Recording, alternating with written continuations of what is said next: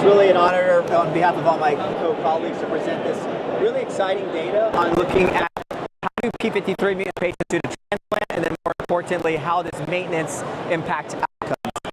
We have 87 patients. It's actually one of the largest cohorts ever reported. Almost all patients are high risk. You can see complex karyotype, 73% multi-hit. So I think what's really important, those rare patients that are single hit do really good.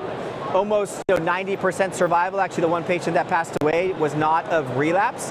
So it may be that early intervention for that, that single hit group may actually lead to cure, and we should think more aggressively about it. Some standard factors like higher allele burden and multi-hit status do predict for poor outcomes.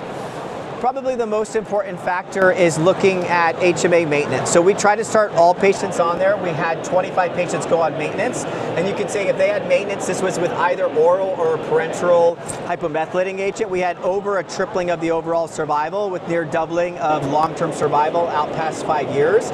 So we've actually still been incorporating this as standard practice, and we actually think that this does support a more pivotal randomized trial looking at HMA maintenance specifically for P53 mutant patients. And we propose that to CIBMTR, and we hope that that will change the standard of care and lead to more patients being cured across P53 mutant disease.